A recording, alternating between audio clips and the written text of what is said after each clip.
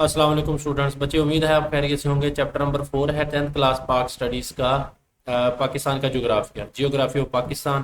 बेटा इसके एक्सरसाइज को हम सॉल्व करेंगे। सबसे पहले हम इसके एमसीक्यूज देखेंगे एक्सरसाइज वाले इस लेक्चर में, फिर शॉर्ट क्वेश्चन के लिए अगला लेक्चर होगा। तो बेटा सबसे पहला जो एमसीक्यूज है वो है, पाकिस्तान के मैदानी इलाकों में मौसम गर्मा का औसत दर्जा हरारत कितना होता है। औसत दर्जा हरारत यानी कि जो एवरेज टेम्परेचर है, अगर इन सब मैदानी इलाकों की हम निकालें एवरेज, तो बनता है 40 सेंटीग्रेड। ठीक है, तो मैं हाईलाइट कर रहा हूँ इसको, जो सही होगा तो ये 40 है, इसका सी ऑप्शन लगाना है आपने। दूसरा है बेटा, केटू पहाड़ वाक़या है कोहे हिमालय में, कोहे कुराकरम में, कोहे सफेद में या कोहे हिंदू कुश में। तो कोहे कुराकरम में ये वाक़या है। तीसरा है, नांगा पर्वत की बुलंदी है 7690 मीटर, 8126 मीटर या 8111 मीटर या 6790 मीटर। तो इसकी जो बेटा है वो बी ऑप्शन ठीक है, इसका 8126 मीटर है। कराची वाक़या है बहिरा अहमर के किनारे, बहिरा असवद के किनारे, बहिरा अरब के। तो बच्चे जो अरेबियन सी है उसके किनारे वाक़या है। ठीक है, बहिरा अरब जिसे हम बोलते हैं।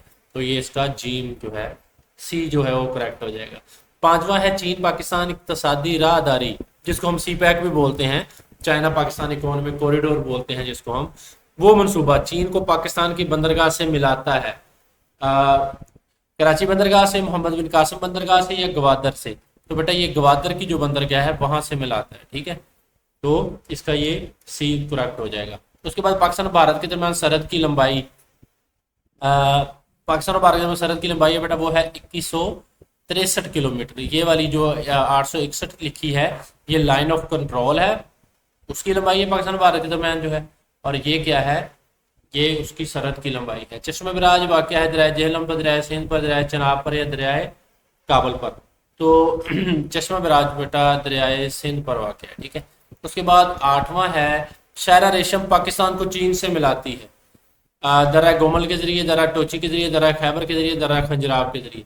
तो दर्रा खंजराब के जरिए ये जो शायरा रेशम और पाकिस्तान और चीन को मिलाती है, जो शायरा रेशम है ये दर्रा खंजराब के जरिए मिलाती है।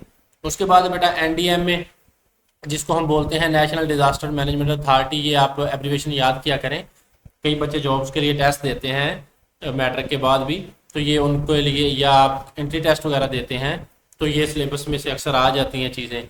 एनडीएमए का क्या मतलब है, तो N for national, D for disaster और एम फॉर मैनेजमेंट और A for authority. National disaster management authority का क्या कब अमल में आया, तो ये 2007 में अमल में आया। तो ये थे एमसीक्यूज बेटा। अगले लेक्चर में हम शॉर्ट क्वेश्चन देखते हैं, उसका लिंक आप यहाँ पे कमेंट सेक्शन में देख सकते हैं। वहाँ पे मैंने लिंक दिया है यहाँ पे कमेंट सेक्शन में, आप वहाँ क्लिक करके ये शॉर्ट क्वेश्चन देख सकते हैं।